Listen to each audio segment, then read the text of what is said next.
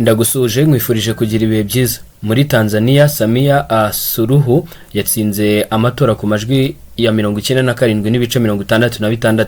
Komisiyo y'amatora muri Tanzania mu gitondo cyo kuri wa gatandatu yatangaje ko Samia Suluhu Hassan ariwe watsinze amatora y'umukuru w'igihugu n'amajwi 97.66%.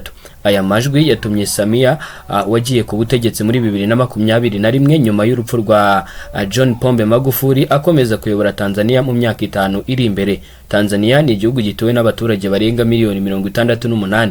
Komisiyo y'amatora yavuze ko Samia yabonye amajwi arenga miliyoni 31 bingana na 97.66% by'abatoye bose. Ubwitabire muri aya matora bwari ku kigero cya 87% mu gihe abiyandikishije ku gutora bari miliyoni 37 zirenga.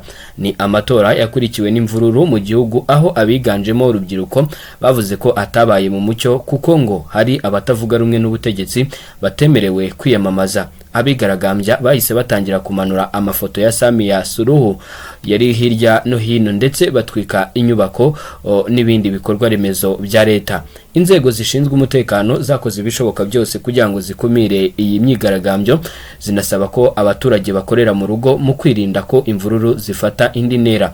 Minisitiri w'ububanyi n'amahanga wa Tanzania Mohamud Thabit Kombo kuwa gatanu yavuze ko imyigaragambyo yakurikiye amatora itari ikanganye nk'uko abantu babivuga. Yavuze ko ari abantu bamwe ari ahantu hamwe na hamwe habaye ibibazo bitewe nabo yise abanyabyaha. Yanamaganye amakuru yavugaga ko inzego z'umutekano zakoresheje ingufu z'umurengera mu gutatanya abigaragambya.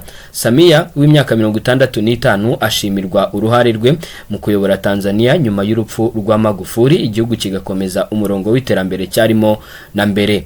Uyu akaba atowe, ariko ibingibi bikaba bikurikiye imyigaragambyo ikomeye, ndetse bamwe bakavuga ko ibigiye kuba muri iki gihugu cya Tanzania bimeze nk'ibyabaye muri Repubulika Iharanira Demokarasi ya Kongo. Muri iki gihugu abarenga 800 bamaze kwitaba Imana nk'uko abatavuga rumwe n'ubutegetsi babivuga. Ni muri iyi myigaragambyo, ni mu gihe ku ruhande rwa leta rwo ruvuga ko abarenga 10 ari bo bonyine bamaze kwitaba Imana. Aya ni amwe mu makuru agezweho ndetse ari kuvugwa muri Tanzania ubwo mu myaka 5 iri imbere, no kuvuga kugeza muri 2030 Perezida Samia Suluhu Hassan araza kuba ayoboye iki gihugu cya Tanzania. Nitwa Jean Bosco Abayisenga, ndagushimiye cyane. Aya ni amwe mu makuru yaragezweho, reka nkurarikire kongera gukurikira andi araza kuba agezweho mu masaha ari imbere.